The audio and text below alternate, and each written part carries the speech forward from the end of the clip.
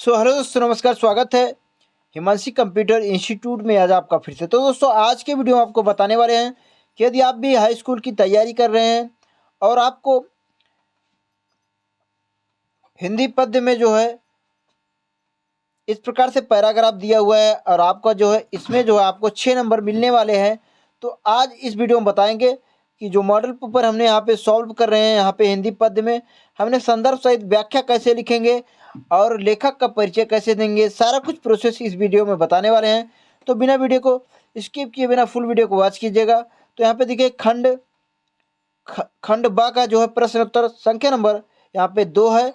देखिए यहाँ पे लिखा हुआ है, यहाँ पे दिए गए पद्यांश पर आधारित 3 प्रश्नों का उत्तर दीजिए। यहाँ पे देखिए, चरण कमल बंदो हरि राई, जाकी कृपा पंगु गिरि लंघो, अंधे को सब कुछ दर्शाई, बहिरव सुने गूंग, पुनि बोले रंक चले सिर छत्र धराई, सूरदास स्वामी करुणा में बार बार बंदो तिह पाई। तो फ्रेंड, यहाँ पे ये देखिए सूरदास जी का ये पद्य है, सूरदास जी का ये कविता है जो सूरदास जी ने लिखा है। और इस यहाँ पे आपको इसको पढ़ने से जो है लेखक का तो यहाँ पे मालूम आपको पड़ गया है, और ये पद्य से लिया गया, हिंदी पद्य खंड से लिया गया है। तो यहाँ पे देखिए प्रश्नोत्तर नंबर 1 यहाँ पे है, उपयुक्त पद्यांश का संदर्भ लिखिए। इसका हमने संदर्भ लिखना है, तो आपको संदर्भ कैसे लिखेंगे वो भी बताने वाले हैं। रेखांकित अंश की व्याख्या कीजिए, इसका व्याख्या भी करके बताएंगे। उपयुक्त पंक्तियों में से कौन सा अलंकार है, उपयुक्त पंक्तियों में कौन सा अलंकार है वो भी आपको बताएंगे। यदि आपको ये नहीं आता तो अथवा में देखिए यहाँ पे दिया हुआ है, तो अथवा में भी आप कर सकते हैं। तो चलिए, हमने यहाँ पे प्रश्नोत्तर संख्या नंबर 2 का करके दिखाएंगे आपको।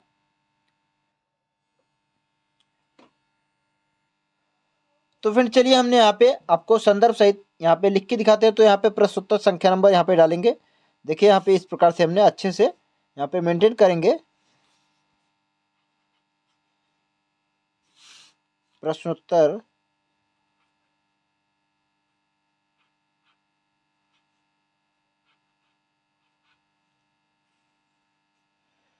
प्रश्नोत्तर संख्या प्रश्नोत्तर संख्या यहाँ पे खंड खा है, तो खंड खा का यहाँ पे खंड खा का यहाँ पे दूसरा है। खंड खा यहाँ पे, उसके बाद यहाँ पे हमने निर्देश लिखेंगे। हेडिंग यहाँ पे डालेंगे निर्देश।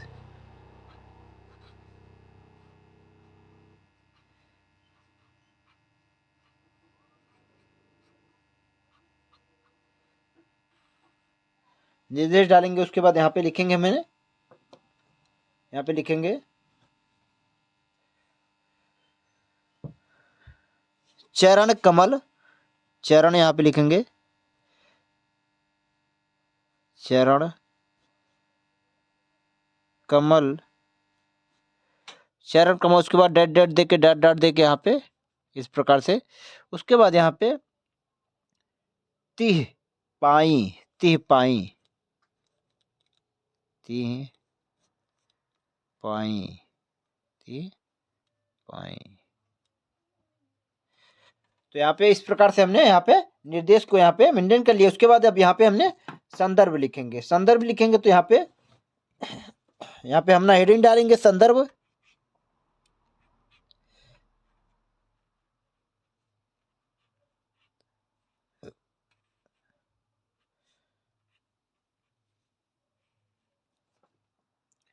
संदर्भ में यहाँ पे लिखेंगे प्रस्तुत। यहाँ पे लिखेंगे प्रस्तुत, प्रस्तुत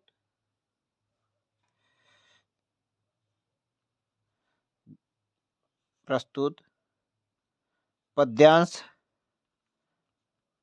पद्यांश हमारी हमारी पाठ्य हमारी पाठ्य पुस्तक,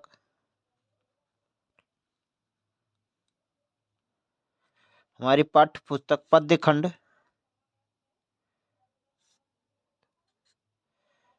पाठ्य पुस्तक पद्य पद्य खंड, इसको नोट नोट कामों में ले लेंगे। पद्य खंड, पद्य खंड, यहाँ पे देखिए प्रस्तुत पद्यांश हमारी पाठ्य पुस्तक पद्य खंड। तो यहाँ पे पद्य खंड सूर सागर, यहाँ पे लिखेंगे सूर सागर, पंक्ति से लिया गया है, जिसके लेखक, जिसके रचयिता, यहाँ पे सॉरी, जिसके रचयिता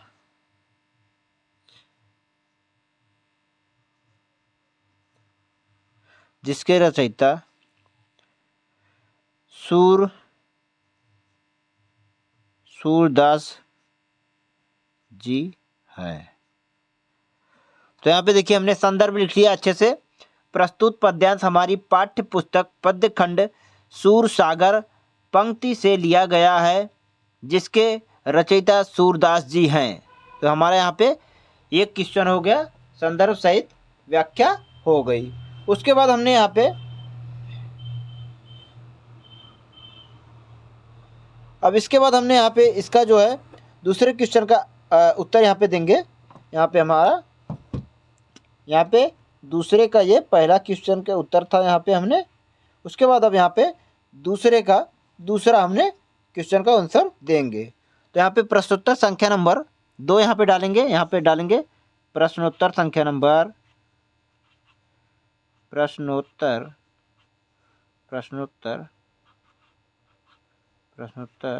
संख्या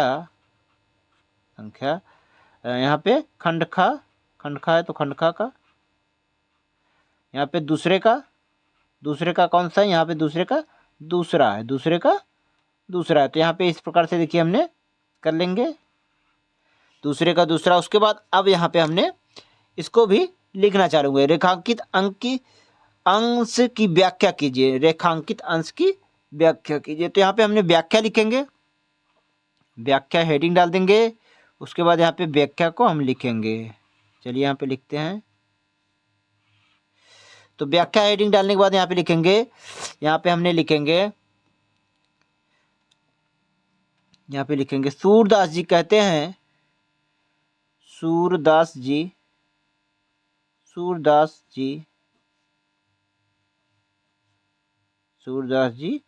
कहते हैं कि सूरदास जी क्या कहते हैं? सूरदास जी कहते हैं चरण कमल बंदो हरि राई, आपके चरण कमल में बार बार वंदना, आपके हे प्रभु आपके चरण कमल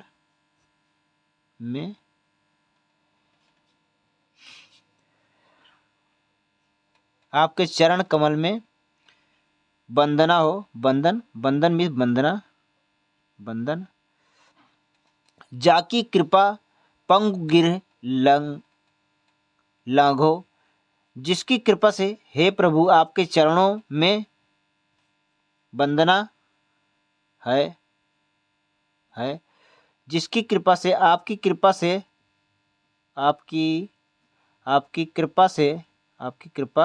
से क्या है, लंगड़ा भी वो जाकी कृपा पंगुगिरी लंघे, लंगड़ा भी आपकी कृपा से लंगड़ा भी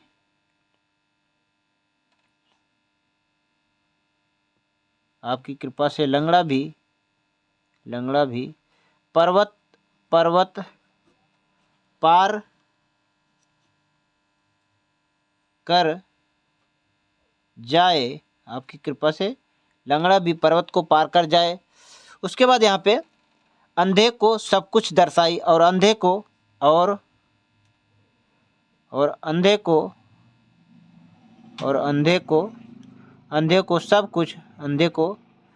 सब कुछ दिखाई दे, दिखाई दे। उसके बाद यहाँ पे बहिरो सुनि गुनि पुनि बोले, बहरा भी सुने, बहरा भी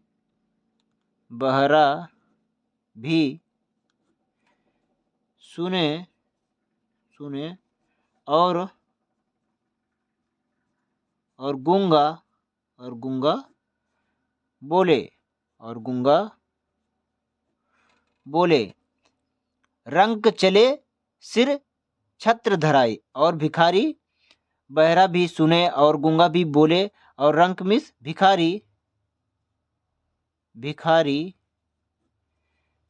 भी छत्र मिस उसके सर पे छत्र, मतलब उसके सर पर छत्र भी हो जाए। उसके बाद यहाँ पे सूरदास स्वामी करुणामय बार बार बंदो तिपाई। सूरदास जी कहते हैं छत भी हो जाए। उसके बाद सूरदास जी कहते हैं, सूरदास जी क्या कहते हैं? सूरदास जी कहते हैं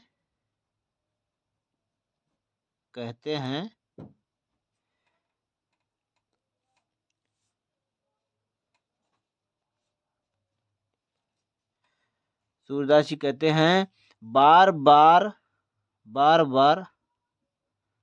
आपके चरणों की वंदना, आपके चरणों की वंदना हो। तो देखिए यहाँ पे हमने व्याख्या यहाँ पे लिख दिया। प्रस्तुत संख्या नंबर खंड खा का दूसरा का यहाँ पे व्याख्या हमने हेडिंग डाला। उसके बाद सूरदास जी कहते हैं कि हे प्रभु यहाँ पे रहेगा, यहाँ पे हमने नहीं लिखा। कहते हैं कि आपके चरण कमल में वंदना है। आपकी कृपा से लंगड़ा भी पर्वत पार कर जाए, और अंधे को भी सब कुछ दिखाई दे, और बहरा भी सुने, और गूंगा बोलने लगे, और भिखारी के ऊपर छत की छाया हो जाए। और सूरदास जी कहते हैं ऐसे प्रभु को बार बार आपके चरणों में वंदना हो। उसके बाद देखिए हमने यहाँ पे प्रस्तुत संख्या नंबर 2 का भी यहाँ पे हमने व्याख्या कर दिया। उसके बाद यहाँ पे दिया हुआ है इस पंक्ति में कौन सा अलंकार है, इस पंक्ति में उपयुक्त पंक्ति में कौन सा अलंकार है। तो यहाँ पे देखिए उपमेय में उपमान की यहाँ पे देखिए तुलना की गई, यहाँ पे ईश्वर से तुलना की गई इसमें। तो इसमें कौन सा अलंकार होगा वो आपको जानकर ही जो है आपको पता चल गया होगा, क्योंकि यहाँ पे तुलना की गई है। जहाँ पे तुलना शब्द आता है तो वहाँ पे रूपक अलंकार होता है। तो चलिए हमने यहाँ पे इसको भी कर लेते हैं। तो यहाँ पे लिखेंगे प्रश्नोत्तर संख्या नंबर, यहाँ पे लिखेंगे प्रश्नोत्तर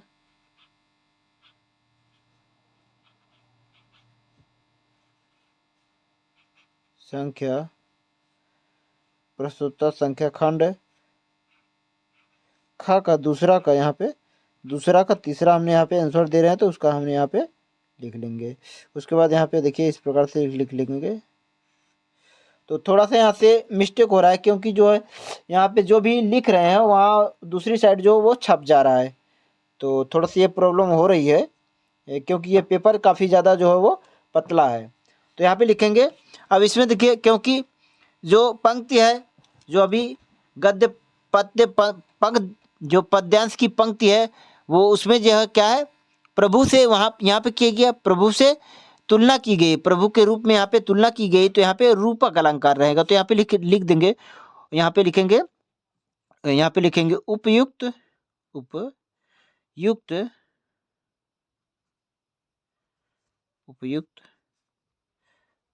पंक्ति में उपयुक्त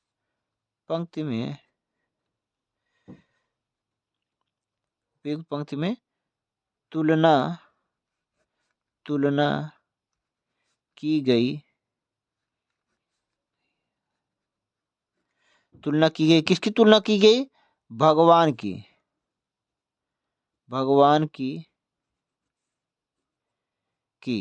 इसलिए यहाँ पे लिखेंगे,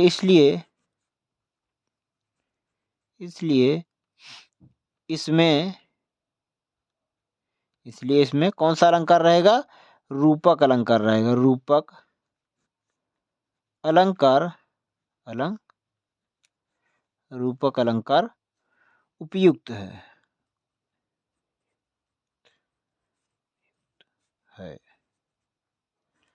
तो यहाँ पे कौन सा अलंकार है? रूपक अलंकार इसमें उपयुक्त है।